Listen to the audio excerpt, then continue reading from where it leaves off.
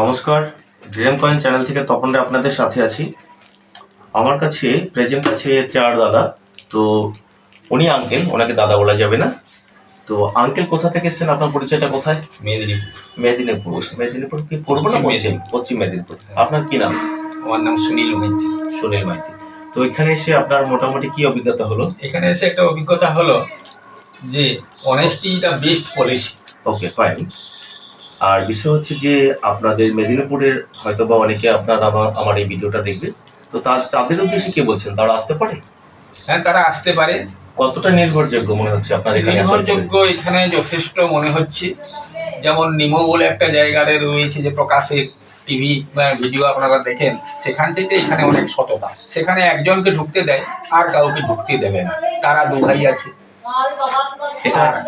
এখানে উনি আমাদের চারজনকে একসঙ্গে ঢুকিয়ে দিয়েছেন এবং দেখাচ্ছেন বা বলছেন যে এই কয়েনের মূল্য এই কয়েনের মূল্য এই, আপনাদের যদি পছন্দ হয় আপনারা দেবেন, আর না হয় আপনাদের দিতে হবে। অবশ্যই এটা আমি সবাইকে বলে থাকি, এবং কাস্টমারদের তাদের ইচ্ছার বিরুদ্ধে আমি কোনো কাজ করি না। আর বিশেষ করে আপনাদের যে ভালোবাসাটা পাচ্ছি, এটা আমার বড় পাওনা। ঠিক আছে, ব্যবসায়িক দিক সব দিক থেকে দেখা যায় না। ঠিক আছে, মানুষ টাকা পয়সা ইনকাম করে, আবার এই টাকা পয়সা আমি যখন থাকবো না তখন আবার সেই টাকা পয়সা দিয়ে কি হবে বলুন? এটাই আপনাদের যদি পরিষেবা একটু বেটার দিতে পারি, এটাই আমার সবসময় আমার চিন্তাধারা। তো যাই হোক, আমি আপনাদের সাথে, তো দাদা আপনি কোথা থেকে এসেছেন? নবদ্বীপ থেকে। নবদ্বীপ থেকে। তো যাই হোক, আপনার কি নাম? আমার নাম বিজন রায়। বিজন রায়। ওকে, ভালো লাগলো আপনার সঙ্গে কথা বলে। অবশ্যই। এবং আপনার চ্যানেলটা দেখি আমি মাঝে মধ্যে, তো ভালো হবে একবার গিয়ে আপনার সঙ্গে দেখা করে কথা বলে আসবো। অবশ্যই। চলার পথে যদি কিছু পাই আপনার কাছে দিয়ে দেখালো। অবশ্যই। এই যে দেখুন, এই ধরুন আমার তো এই বিনিময় হচ্ছে কয়েন, মুদ্রা। ঠিক আছে, তার সোর্সে আমি আপনাদের মতো অধিকাংশ বন্ধু মানে আপনাদের সঙ্গে দেখা হচ্ছে, এই যে কথা বলতে পারছি, আঙ্কেল এসে মেদিনীপুর থেকে, এটা আমার বড় পাওনা। আর না হলে আমি যদি অন্য কিছু করতাম আপনাদের সাথে পরিচয় হতো না। যাই হোক, আমি কালকের মুর্শিদাবাদে ক্যাম্পেনিং শেষ করে আসলাম। এর পরবর্তী মুর্শিদাবাদের বন্ধুদের উদ্দেশ্যে আমি আপনাদেরকে জানাতে চাই যে আপনাদের মুর্শিদাবাদে নেক্সট মান্থে আবার আমার ক্যাম্পেনিং চলবে। ওখানে আমি বহরমপুরে আবার আপনাদের যারা মুর্শিদাবাদের বন্ধুরা আছেন তাদের জন্য ওখানে বহরমপুরে আমার কাছে আবার কয়েন আপনারা বিক্রি করতে পারবেন। তো আমি অ্যাড্রেসটা নেক্সট ভিডিওতে আপনাদেরকে জানিয়ে দেবো, এবং ওখানে আমি একটা রুম বাড়ি নিয়েছি, ওখানে আপনারা কয়েন বিক্রি করতে পারবেন। যাই হোক, আপনাদেরকে আমি এখন আমার কিছু কিছু কালেকশন আমি দেখাচ্ছি। আর এক ভাই এসছে, তার সাথে একটু কথা বলি। ফেজ নিচ্ছি। হ্যাঁ, ফেজ নিচ্ছে ভাই। হ্যাঁ দাদা, আপনি কোথা থেকে এসেছেন? আমি এসেছি বাসন্তী থেকে। কি নাম আপনার? নাম সাইদুল খান। ওকে, তাই এখানে আসার পরে ভালো লেগেছে আপনার? অবশ্যই। ঠিক আছে, তো আপনাদের শুনছি ওদিকে সুন্দরবন অঞ্চলের যারা দেখছে তারা আসতে পারে এখানে? অবশ্যই আসতে পারে। ওকে, ধন্যবাদ।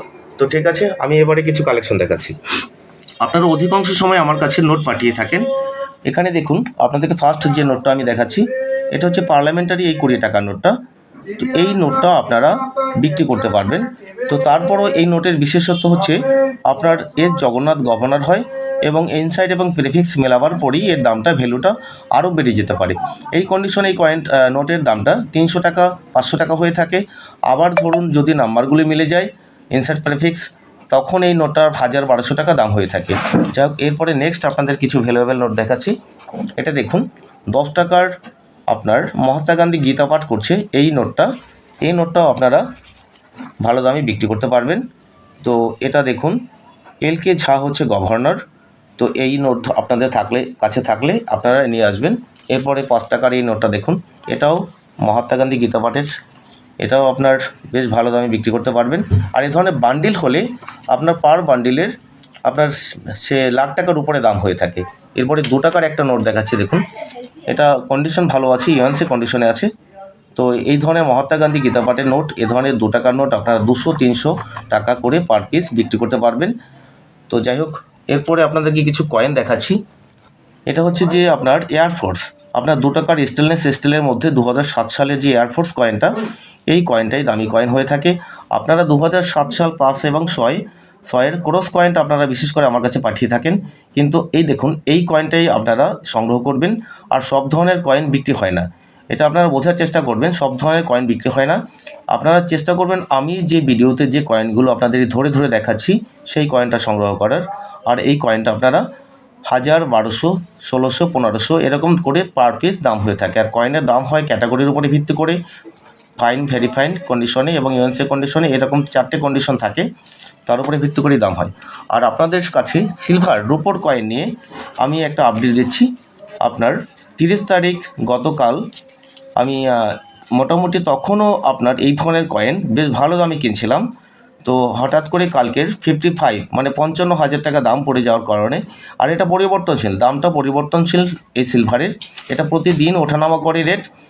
আর মোটামুটি এই কয়েনটা আমি 3,3200 টাকা করে পার কয়েনের কাল পর্যন্ত কিনেছিলাম, কিন্তু আজকের সিলভারের ভ্যালু কমার কারণে পার কয়েন আপনাদের কাছ থেকে আমি 2500, 2600, 2700 করে কিনতে পারবো। মিনিমাম আপনার প্রতিটা কয়েনে 400-500 টাকা করে দাম ভ্যালুটা কালকের থেকে কমে গেছে। যাই হোক, এরপরে ওটার মধ্যে কিছু নেই কাকা, একদম ওটা নিয়েই কথা বলবো আমি। আর এখানে দেখুন এই জর্জ 5-এর 1939 এই কয়েনটা দেখুন 1939 আছে। তো এই কয়েনটাও 1 রুপির মধ্যে 1939 হলে 3 লাখ থেকে 8 লাখ টাকা পর্যন্ত দাম হয়ে থাকে। আর আপনার হাফ রুপির মধ্যে ভ্যালুয়েবল যে কয়েনটা 1911 সালের জর্জ 5-এর, পঞ্চম জর্জের, ওই কয়েনটা আপনার 1.5 লাখ থেকে আপনার 5 লাখ টাকা পর্যন্ত দাম হয়ে থাকে। তো সিলভার কয়েনের মোটামুটি বিষয়টা আপনাদেরকে জানিয়ে দিলাম। তো আরেকটা ব্যাপার, আমার আঙ্কেল যে মেদিনীপুর থেকে এসছে, উনি বলছে ইন্দিরা গান্ধীর কয়েনটা নিয়ে কিছু বলতে। তো ইন্দিরা গান্ধীর কয়েনটা বিশেষ করে আপনার এই কয়েনটা একদম কমন কয়েন, আর এটা ম্যাক্সিমাম আপনাদের প্রতি ঘরে ঘরে এই ইন্দিরা গান্ধীর এই 5 টাকার কয়েনটা পাওয়া যায়। সেক্ষেত্রে এই কয়েনটা কত দাম হতে পারে?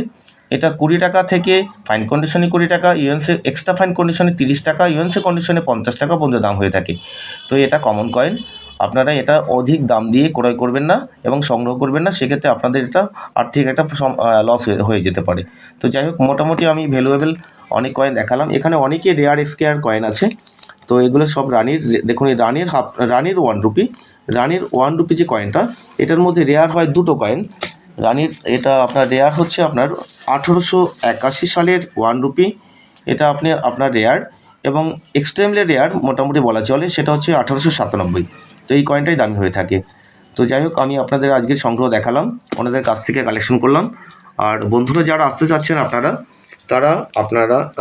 হাওড়ার দিক থেকে যারা যখন আসবেন, হাওড়া মেন লাইন আপনার এটা ভদ্রেশ্বর থানা অন্তর্গত, মানকুণ্ড স্টেশনে নামবেন। মানকুণ্ড নামার পরে ওখান থেকে আপনারা বটতলা টোটো স্ট্যান্ড থেকে টোটো ধরে চণ্ডীতলা ওপেন ক্লাব বলবেন। তো আমার কাছে আমি আপনাদেরকে রাস্তা থেকে রিসিভ করে নেব। যাই হোক, এখানেই আমি ভিডিও সমাপ্ত করছি। নমস্কার।